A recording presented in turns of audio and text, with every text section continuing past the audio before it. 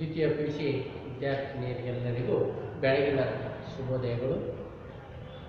ಪ್ರೀತಿಯ ವಿದ್ಯಾರ್ಥಿನಿಯರಿಗೆ ಈಗಾಗಲೇ ನಿಮಗೆ ಗುಪ್ತರ ಬಗ್ಗೆ ಅಧ್ಯಯನ ಮಾಡ್ತಾ ಇದ್ದೀವಿ, ಗುಪ್ತ ಸಾಮ್ರಾಜ್ಯದ ಬಗ್ಗೆ. ಹಾಗಾದರೆ ಈ ಗುಪ್ತ ಸಂತತಿಯ ಸ್ಥಾಪಕ ಯಾರು ಅಂತ ನೋಡಿದ್ವಿ. ಶ್ರೀಗುಪ್ತ ಈ ವಂಶದ ಸ್ಥಾಪಕ. ಇವರ ರಾಜಧಾನಿ ಗುಪ್ತ ರಾಜಧಾನಿ ಪಾಟಲಿಪುತ್ರ ಅಂತಂದೇಳಿ. ಮುಂದೆ ಈ ಒಂದು ಮನೆತನದ ಪ್ರಮುಖ ಅರಸರಾಗಿರ್ತಕ್ಕಂಥ 1ನೇ ಚಂದ್ರಗುಪ್ತನ ಬಗ್ಗೆ ನೋಡಿದ್ವಿ. ಆ 1ನೇ ಚಂದ್ರಗುಪ್ತನು ಸಹ ಈಗಾಗಲೇ ನಂತರ ಈ ಸಂತತಿಯ ಶ್ರೇಷ್ಠ ಪ್ರಸಿದ್ಧ ದಕ್ಷ ಆಡಳಿತಗಾರ ಮತ್ತು ಭಾರತದ ಇತಿಹಾಸದಲ್ಲಿ ಈ ಒಂದು ಗುಪ್ತ ಸಂತತಿ ಉಳಿಲಿಕ್ಕೆ ಕಾರಣ ಸಾಮ್ರಾಜ್ಯ ವಿಸ್ತಾರಕನಾಗಿರ್ತಕ್ಕಂಥ ಶ್ರೇಷ್ಠ ಅರಸನಾಗಿರ್ತಕ್ಕಂಥ ಸಮುದ್ರಗುಪ್ತ ಅಂತ ನೋಡ್ತಾ ಇದ್ವಿ. ಸಾಮಾನ್ಯತೆಗೆ 335ರಿಂದ 375ರ ಕಾಲಾವಧಿಯಲ್ಲಿ ಈತನ ಆಳ್ವಿಕೆಯನ್ನು ನೋಡಿದ್ವಿ. ಹಂಗಾರೆ ಈತನ ಆಸ್ಥಾನದಲ್ಲಿದ್ದಂಥ ಒಬ್ಬ ಶ್ರೇಷ್ಠ ಕವಿ ಮತ್ತು ದಂಡನಾಯಕನಾಗಿರ್ತಕ್ಕಂಥ ಹರಿಸೇನ ವರ್ಣಿಸಿರ್ತಕ್ಕಂಥ ಕೆತ್ತಿರ್ತಕ್ಕಂಥ ಒಂದು ಅಲವಸ್ತಂಭ ಶಾಸನ ಅಂತಂದೇಳಿ. ಇದು ಸಂಸ್ಕೃತ ಭಾಷೆಯಲ್ಲಿದೆ. ಈ ಒಂದು ಶಾಸನದಲ್ಲಿ ಸಂಪೂರ್ಣವಾಗಿ ಸಮುದ್ರಗುಪ್ತನ ದಿಗ್ವಿಜಯಗಳ ಬಗ್ಗೆ ವರ್ಣನೆ ಉಲ್ಲೇಖ ಇದೆ. ಹಾಗಾದರೆ ಆ ಸಮುದ್ರಗುಪ್ತನ ದಿಗ್ವಿಜಯಗಳನ್ನು ನಾವಾಗಲೇ ಅಲವಸ್ತಂಭ ಶಾಸನ ಆಧಾರವಾಗಿಟ್ಟುಕೊಂಡಾಗ ಆತನ ದಿಗ್ವಿಜಯಗಳ ಬಗ್ಗೆ 4 ಭಾಗಗಳಾಗಿ ವಿಂಗಡಿಸಲಾಗಿದೆ. ಆ 4 ಭಾಗಗಳಲ್ಲಿ ನಾವು ನೋಡಿದಂಥ ಕೆಲವು ಕಳೆದ ತರಗತಿಯಲ್ಲಿ ನೋಡಿದ್ದೇವೆ. ಮೊದಲನೇದಾಗಿ ಉತ್ತರ ಭಾರತದ ದಂಡಯಾತ್ರೆ. ಅಲ್ಲಿ ಉತ್ತರ ಭಾರತದ ದಂಡಯಾತ್ರೆಗಳನ್ನು ನಾವು ಹೇಳ್ತೇವೆ ಆರ್ಯವರ್ತೀಯರು ಅಂತೇಳಿ ಕರಿತೀವಿ. ಈ ಕಾಲಾವಧಿಯ ಈ ಒಂದು ಇದನ್ನು ದಿಗ್ವಿಜಯ, ಉತ್ತರ ಭಾರತದ ದಂಡಯಾತ್ರೆಯನ್ನು ನಾವು ದಿಗ್ವಿಜಯ ಅಂತ ಹೇಳಿ ಕರಿತೀವಿ. ಹಂಗ ಉತ್ತರ ಭಾರತದ ಸೋಲಲ್ಪಟ್ಟಿರ್ತಕ್ಕಂಥ ಅರಸರು ಯಾರು ಅಂದ್ರೆ ಸಮುದ್ರಗುಪ್ತನಿಂದ ಸೋಲಲ್ಪಟ್ಟಿರ್ತಕ್ಕಂಥ ಅರಸರು ನಂದನ್, ಬಾಲವರ್ಮ, ಚಂದ್ರವರ್ಮ, ನಾಗದತ್ತ, ನಾಗಸೇನ ಮತ್ತು ಗಣಪತಿ ನಾಗ, ಅಚ್ಯುತ, ಮಾತೀಲ, ರುದ್ರದೇವ ಈ 9 ರಾಜರಸರು ಈತನಿಂದ ಸಮುದ್ರಗುಪ್ತನಿಂದ ಸೋತು ಅವರಿಗೆ ಶರಣಾಗತರಾಗ್ತಾರೆ. ಹಾಗಾಗಿ ಇವುಗಳನ್ನು ದಿಗ್ವಿಜಯಗಳು ಅಂತ ಹೇಳಿ ನಾವು ಕರೆದಿದ್ವಿ. ನಂತರ ಈತನ 2ನೇ ದಂಡಯಾತ್ರೆ ನೋಡಿದ್ವಿ. 2ನೇ ದಂಡಯಾತ್ರೆ ಆಗಲೇ ಅರಣ್ಯ ರಾಜ್ಯಗಳ ಮೇಲೆ ಆಕ್ರಮಣ.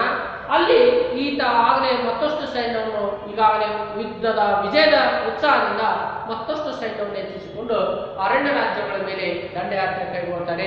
ಅಲ್ಲಿ ಯಾರೂ ಸಹ ಪ್ರತಿರೋಧವನ್ನು ವ್ಯಕ್ತಪಡಿಸಲಿಲ್ಲ.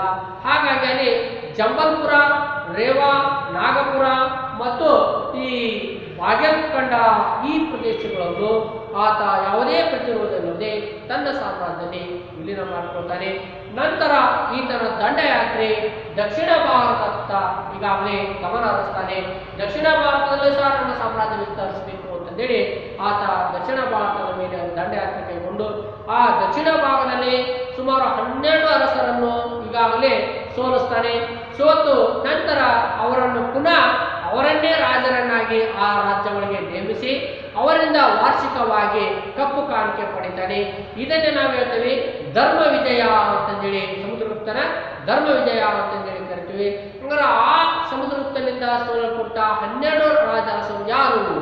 ಆಗಲೇ ಕೋಶಲದ ಮಹೇಂದ್ರ, ಮಹಾಕಾಂತದ ವ್ಯಗರಾಜ, ಕೌರಲದ ಮಂಟರಾಜ, ಪಿಸ್ತಪುರದ ಮಹೇಂದ್ರ ಮತ್ತು ಕೊಟ್ಟೂರ ಸ್ವಾಮಿದತ್ತ, ಎರಡಪಲ್ಲಿಯ ದಮನ, ಕಂಚಿಯ ವಿಷ್ಣುಗೋಪ ಮತ್ತು ವೆಂಗಿಯ ಅಸ್ಥಿವರ್ಮನ್ ಮತ್ತು ಈಗಾಗಲೇ ಅವಮುಕ್ತದ ನೀಲರಾಜ, ಪಲ್ಕಡದ ಉಗ್ರಸೇನ, ದೇವರಾಷ್ಟ್ರದ ಕುಬೇರ, ಕುಸ್ತಲಾಪುರದ ಧನಂಜಯ ಈ 12 ರಾಜರಸರು ಆ ಸಮುದ್ರಗುಪ್ತನಿಂದ ಸೋತು ಮತ್ತು ಅವರಿಗೆ ಶರಣಾಗತರಾಗಿ ಮತ್ತೆ ರಾಜ ಸಮುದ್ರಗುಪ್ತನೇ ಅವರನ್ನು ಪುನಃ ಅವರನ್ನು ರಾಜನನ್ನಾಗಿ ನೇಮಿಸಿ ಅವರಿಂದ ವಾರ್ಷಿಕವಾಗಿ ಕಪ್ಪು ಕಾಣಿಕೆಯನ್ನು ಪಡೆಯಲು ಆರಂಭಿಸಿದ.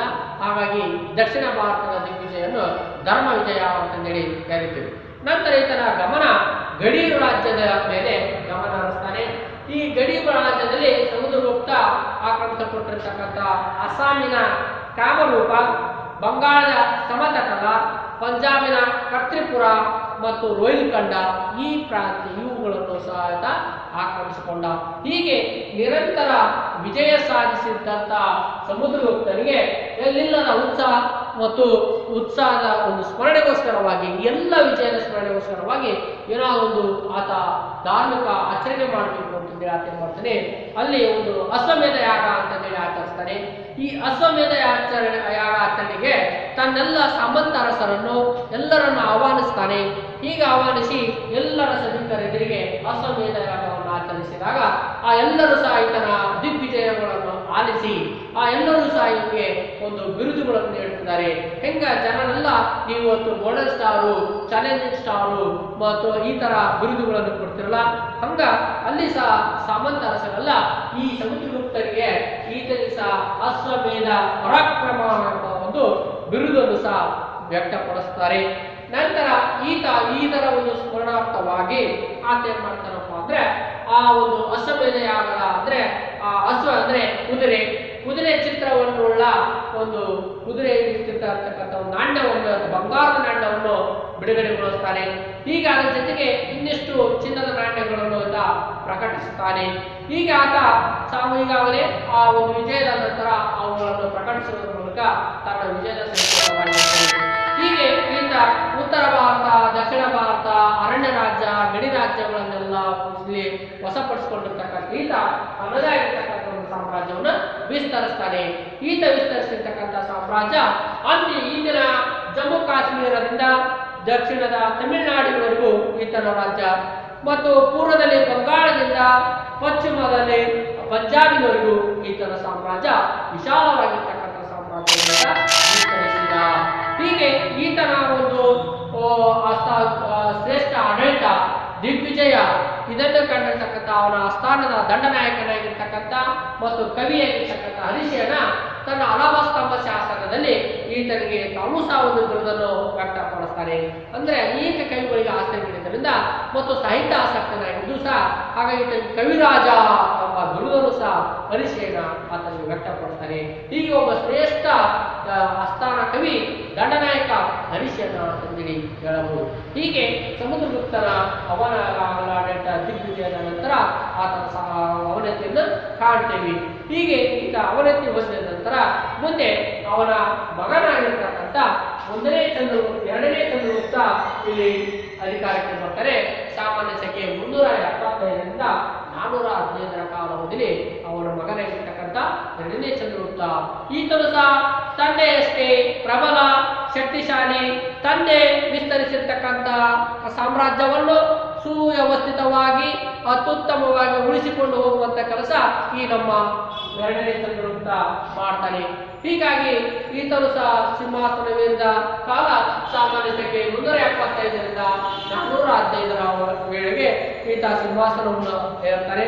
ಈತನು ಸಹ ತನ್ನ ತಂದೆಯಂತೆ ದಂಡಯಾತ್ರೆಗಳನ್ನು ಕೈಗೊಂಡು ಶಕದೊರೆ ರುದ್ರಸೇನನನ್ನು ಸೋಲಿಸಿ ಮತ್ತು ಆತನನ್ನು ತನ್ನ ಸಾಮ್ರಾಜ್ಯಕ್ಕೆ ವಶಪಡಿಸಿಕೊಳ್ಳುತ್ತಾರೆ. ನಂತರ ಎರಡನೇ ಚಂದ್ರಗುಪ್ತನ ಗಮನಾರ್ಹ ಸಾಧನೆ ಏನಪ್ಪಾ ಅಂದ್ರೆ ನಾಗ ವಾಕ್ಟಕರೊಂದಿಗೆ ಈತ ಕೆಲವೊಂದಿಷ್ಟು ಏನ್ ಮಾಡ್ತಾರಪ್ಪ ಅಂದ್ರೆ ಯುದ್ಧ ಮಾಡದೆ ವೈವಾಹಿಕ ಸಂಬಂಧವನ್ನು ಸಹ ಈತ ಆರಂಭಿಸ್ತಾನೆ. ಈ ವೈವಾಹಿಕ ಸಂಬಂಧಗಳು ಯಾರೊಂದಿಗಪ್ಪ ಅಂದ್ರೆ ಈತ ನಾಗ ಮತ್ತು ವಾಕಟಕರೊಂದಿಗೆ ವೈವಾಹಿಕ ಸಂಬಂಧವನ್ನು ಈಗಾಗಲೇ ಬೆಳೆಸುವುದರ ಮುಖಾಂತರ ಆ ಒಂದು ಸ್ನೇಹ ಸಂಬಂಧ ಸ್ಥಿರವಾಗ್ತದೆ. ಹೀಗೆ ಈತನ ಸಾಮ್ರಾಜ್ಯ ಅತಿ ಹೆಚ್ಚು ತನ್ನ ತಂದೆ ವಿಸ್ತರಿಸಿರ್ತಕ್ಕಂಥ ಸಾಮ್ರಾಜ್ಯವನ್ನು ಎಲ್ಲೂ ಸಹ ಕಳೆಯದಂತೆ ಅದನ್ನೇ ಉಳಿಸಿಕೊಂಡು ಯಥಾಸ್ಥಿತಿಯಲ್ಲಿ ಮುಂದುವರಿತಾನೆ ಎರಡನೇ ಚಂದ್ರಗುಪ್ತ. ಹೀಗಾಗಿ ಇವರಿಗೆ ವಿಕ್ರಮಾದಿತ್ಯ ಎಂಬ ಹೆಸರಿತ್ತು. ಎರಡನೇ ಚಂದ್ರಗುಪ್ತನಿಗೆ ವಿಕ್ರಮಾದಿತ್ಯ.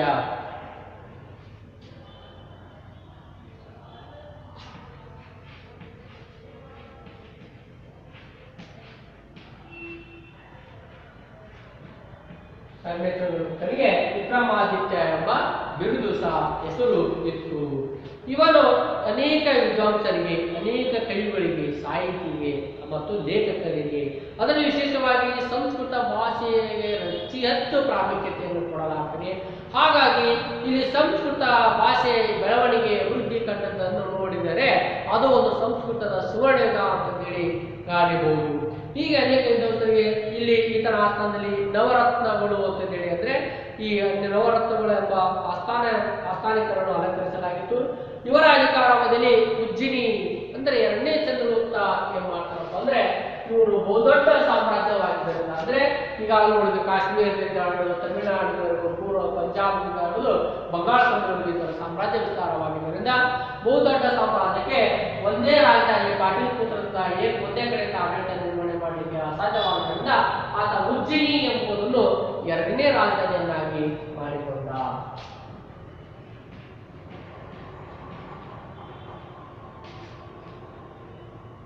ಉಜ್ಜಿನಿ ಒಂದೇದು ಪಾಟಲಿಪುತ್ರ,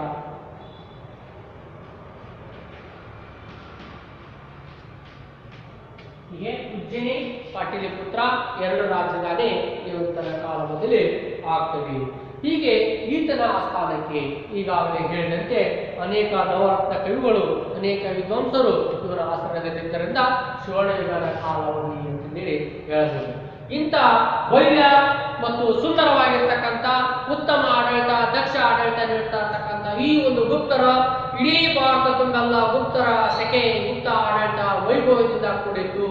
ಇಂಥ ಆಸ್ಥಾನದಲ್ಲಿ ಆಗಲೇ ಮತ್ತೆ ಹಿಂದೂ ಧರ್ಮ ಪುನರುತ್ಥಾನ ಪಡೆದ ಇರ್ತದೆ. ಹಿಂದೂ ಧರ್ಮದ ಧಾರ್ಮಿಕ ಗ್ರಂಥಗಳು, ಹಿಂದೂ ಧರ್ಮದ ದೇವರುಗಳ ಆರಾಧನೆ, ವಿಗ್ರಹಗಳ ಆರಾಧನೆ ಪ್ರಾರಂಭವಾಗಿರ್ತದೆ. ಅಂತ ಸಂದರ್ಭದಲ್ಲಿ ಇಲ್ಲಿ ಒಬ್ಬ ವಿದೇಶಿಯ ಯಾತ್ರಿಕನಾಗಿರ್ತಕ್ಕಂಥ ಅಂದ್ರೆ ಚೀನಿ ಯಾತ್ರಿಕ ಫೈಯಾನ್ ಸಾಮಾನ್ಯ ಸೆಕೆ 399ರಿಂದ 414ರ ಕಾಲಾವಧಿ ಅಂದ್ರೆ ಎರಡನೇ ಚಂದ್ರಗುಪ್ತನ ಅಧಿಕಾರಾವಧಿಯಲ್ಲಿ ಈತ ಗುಪ್ತ ಸಾಮ್ರಾಜ್ಯಕ್ಕೆ ಭೇಟಿ ನೀಡ್ತಾನೆ. ಹೀಗೆ ಭೇಟಿ ನೀಡಿ ಇಲ್ಲಿ ಚಂದ್ರಗುಪ್ತನ ಆಳ್ವಿಕೆ ಮತ್ತು ಒಂದು ವೈಭವ, ಅರಮನೆ, ಪಾಟಲಿಪುತ್ರದಲ್ಲಿರ್ತಕ್ಕಂಥ ಅರಮನೆ ವೈಭವ ಮತ್ತು ಪಾಟಲಿಪುತ್ರದ ರಾಜ್ಯದ ವರ್ಣನೆ ಮತ್ತು ನೈಸರ್ಗಿಕ ಒಂದು ಪರಿಸರ ಬಗ್ಗೆ ಆತ ಬಹಳಷ್ಟು ಆಕರ್ಷಿತನಾಗಿ ಮುಂದೆ ಹಂಗಾಗಿ ಈ ನಾಡಿನಲ್ಲಿ ಜನ್ಮ ತಾಳಿರ್ತಕ್ಕಂಥ ಬೌದ್ಧ ಧರ್ಮ ಯಾವ ರೀತಿ ಪಸರಿಸಿತು, ಬೇರೆ ಬೇರೆ ದೇಶಗಳಲ್ಲಿ, ಬೇರೆ ಬೇರೆ ರಾಜ್ಯಗಳಲ್ಲಿ ಪಸರಿಸಿತು. ಅಂತ ಧರ್ಮ ಇವತ್ತು ಈ ಒಂದು ಗುಪ್ತರ ಕಾಲಾವಧಿಯಲ್ಲಿ ಬೌದ್ಧ ಧರ್ಮ ಕ್ಷೀಣಿಸುತ್ತಾ ಇರ್ತಕ್ಕಂಥದ್ದನ್ನು ಇಲ್ಲಿ ಹಿಂದೂ ಧರ್ಮ, ಸನಾತನ ಧರ್ಮ ಏಳಿಗೆ ಕಾಣ್ತಾ ಇದೆ. ಇಲ್ಲಿ ಬೌದ್ಧ ಧರ್ಮ ಅವನತಿ ಆಗ್ತಾ ಹೋಗ್ತಾ ಇದೆ.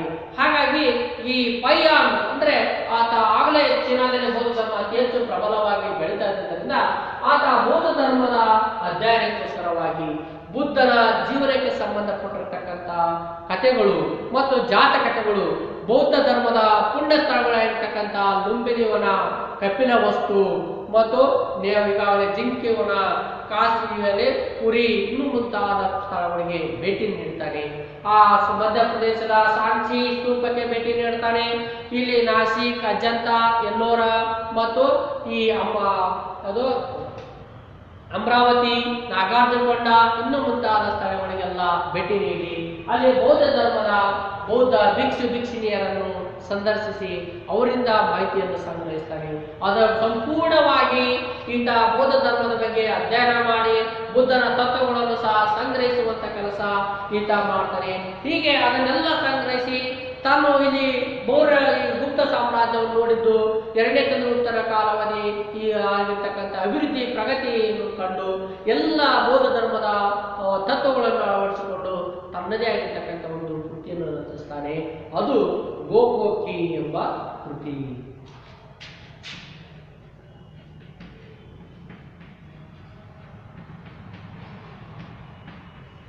ಗೋಕೋಕಿ ಎಂಬ ಕೃತಿಯನ್ನು ಈತ ರಚಿಸಿದ. ಹೀಗೆ ಈ ಕೃತಿಯಲ್ಲಿ ಬೌದ್ಧ ಧರ್ಮದ ಅವನತಿ, ಬುದ್ಧನ ತತ್ವಗಳನ್ನು ಸಂಪೂರ್ಣವಾಗಿ ಮತ್ತು ಇದರಲ್ಲೇ ಈ ಗ್ರಂಥದಲ್ಲಿ ಏನಿದೆಯಪ್ಪ ಅಂದ್ರೆ ಗುಪ್ತರ ಆರ್ಥಿಕ ಸ್ಥಿತಿ, ಗುಪ್ತರ ಧಾರ್ಮಿಕ ಸ್ಥಿತಿ ಮತ್ತು ಗುಪ್ತರು ಸರ್ವ ಧರ್ಮಗಳ ಸಮಾನ ತತ್ವವನ್ನು ಅನುಕರಣೆ ಮಾಡಿದ್ರು. ಅಂದ್ರೆ ಇಲ್ಲಿ ಅವರು ಹಿಂದೂ ಸನಾತನ ಧರ್ಮ ಚೇತನಕ್ಕೆ ಪ್ರೋತ್ಸಾಹ ನೀಡಿರ್ಬೋದು, ಆದರೆ ಇತರೆ ಧರ್ಮಗಳಿಗೆ ಅವಮಾನಗೊಳಿಸಿರ್ಲಿಲ್ಲ. ಅವುಗಳನ್ನು ಸಹ ಸಮಾನವಾಗಿ ಕಂಡಿರ್ತಕ್ಕಂಥದ್ದು. ಈಗಾಗಲೇ ಬೌದ್ಧ ಧರ್ಮ ಇರ್ಬೋದು, ಜೈನ ಧರ್ಮ ಇರ್ಬೋದು, ಇಸ್ಲಾಂ ಧರ್ಮ ಇರ್ಬೋದು, ಕ್ರೈಸ್ತ ಧರ್ಮ ಇರ್ಬೋದು, ಎಲ್ಲಾ ಧರ್ಮೀಯರನ್ನು ಸಹ ಸಮಾನವಾಗಿ ಕಂಡಿರ್ತಕ್ಕಂಥ ಇಲ್ಲಿ ಸಾಮಾಜಿಕ ಸಾಮರಸ್ಯತೆಯನ್ನು ಕಾಣ್ತಾ ಇದ್ವಿ ಈ ಒಂದು ಸಾಮ್ರಾಜ್ಯದಲ್ಲಿ. ಅಂತ ಸಾಮ್ರಾಜ್ಯ ಆಗಲೇ ಇವರು ಈ ಒಂದು ಈಗಾಗಲೇ ಸಾಮಾಜಿಕ ಸ್ಥಿತಿ ಮೇಲೆ ಅತಿ ಹೆಚ್ಚು ಬೆಳಕನ್ನು ಚೆಲ್ಲಿರ್ತಕ್ಕಂಥದ್ದನ್ನು ನಾವು ನೋಡ್ತೇವೆ. ಹೀಗೆ ಇಡೀ ಈ ಒಂದು ಗುಪ್ತರ ಕಾಲಾವಧಿಯಲ್ಲಿ ಈ ಒಂದು ಕಾಲಾವಧಿ ಸುವರ್ಣಯುಗ ಅಂತ ಹೇಳಿ ನಾವು ತಿಳ್ಕೊಳ್ತೇವೆ. ಈಗ ವಿದ್ಯಾರ್ಥಿನಿಯರೇ, ಈಗಾಗಲೇ ನಿಮಗೆ ಇಲ್ಲಿ ಸುಮಾರು 1 ಮಾರ್ಕ್ಸ್ 2 ಮಾರ್ಕ್ಸ್ಗೆ ಅತಿ ಹೆಚ್ಚು ಪ್ರಮುಖವಾಗಿರ್ತಕ್ಕಂಥದ್ದನ್ನು ನಾವು ನೋಡ್ತೇವೆ. ಇಲ್ಲಿ ನಾವು ನೋಡ್ತೇವೆ, ನಿಮಗೆ 2 ಮಾರ್ಕ್ಸ್ ಒಂದು ಕ್ವೆಶ್ಚನ್ ಇರ್ತದೆ.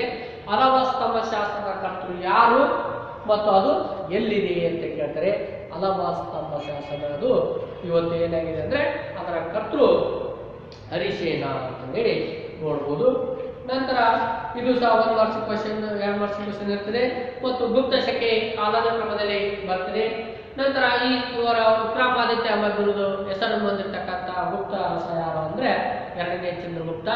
ಮತ್ತು ಕವಿರಾಜ ಎಂದು ಯಾವ ಶಾಸನದಲ್ಲಿ ಉಲ್ಲೇಖ ಇದೆ ಅಂತಂದ್ರೆ ಅಲವ ಸ್ತಂಭ ಶಾಸನದಲ್ಲಿ ಕವಿರಾಜ ಅಂತಂದೇಳಿ ಉಲ್ಲೇಖ ಇರತಕ್ಕಂಥದ್ದನ್ನು ನಾವು ನೋಡ್ತೀವಿ. 5 ಮಾರ್ಕ್ಸಿಗೆ ಸಮುದ್ರಗುಪ್ತನ ದಂಡಯಾತ್ರೆ, ಸಮುದ್ರಗುಪ್ತನ ದಿಗ್ವಿಜಯಗಳ ಬಗ್ಗೆ ನಾವು ನೋಡ್ತೀವಿ. ಮತ್ತು 10 ಮಾರ್ಕ್ಸಿಗೆ ಗುಪ್ತರ ಸುವರ್ಣಯುಗ ಅಂತಂದೇಳಿ ನೋಡ್ತೀವಿ. ನಂತರ ತರಗತಿಯಲ್ಲಿ ಗುಪ್ತರ ಸುವರ್ಣಯುಗದ ಬಗ್ಗೆ ತಿಳಿದುಕೊಳ್ಳೋಣ.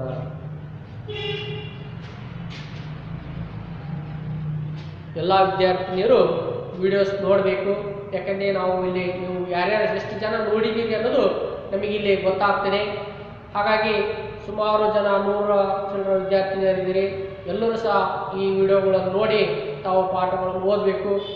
ಈ ಪ್ರತಿಯೊಬ್ಬರು ವಿಡಿಯೋಗಳನ್ನು ನೋಡಿ ಮತ್ತು ನಾವು ಆನ್ಲೈನ್ ಕ್ಲಾಸ್ನಲ್ಲಿ ನಾವು ಭೇಟಿ ನೀಡಿದಾಗ ಎಲ್ಲರೂ ಸಹ ತಾವು ಇದು ಆಗಬೇಕು, ಜಾಯ್ನ್ ಆಗಬೇಕು. ನಿಮ್ಮ ಏನು ತಿಳಿದೇ ಇದ್ದಂಥ ವಿಷಯದ ಬಗ್ಗೆ ಕೇಳಿ ನಿಮ್ಮ ಅರ್ಥ ವಹಿಸಬೇಕಂತೇಳಿ ನಮಗೆ ಕೇಳ್ಕೊಳ್ತೇವೆ.